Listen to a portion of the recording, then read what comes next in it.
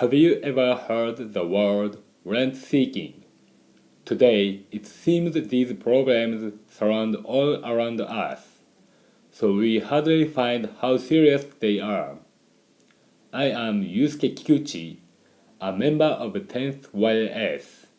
This presentation was made with a view to finding out immediate problem, rent seeking. Let me explain a bit of economic jargon.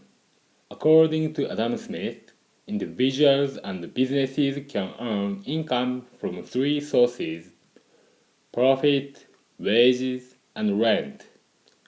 Generating profit usually requires risking capital in hopes of a return, while earning wages tends to be labor intensive and requires hard work. Rent is the easiest and least risky type of income one can earn, as it requires only the ownership of resources and the ability to use those resources to generate income through lending their use to others. Rent seeking is the use of the resources of a company, an organization, or an individual to obtain economic gain from others without reciprocating any benefits to society through wealth creation. An example of rent seeking is when a company lobbies the government for loan subsidies, grants, or cutting taxes. These activities don't create any benefit for society, they just redistribute resources from the taxpayers to the company. In Japan, schemes of rent seeking have been usually implemented in line with the deregulation campaign, so-called Ganban Kisei no Teppai, hiding behind sounding rhetoric like accelerate structural reform, slash away all sorts of vested interests, or enhancing renewable energy source. For instance, under the slogan of structural reform, Osaka City replaced its full-time employees with non-regular personnel sent from Persona, which is Japanese gigantic temp agency. The problem is that the policy was carried out in accordance with proposals from Heizo Takenaka, who is also active executive chairperson of the temp giant.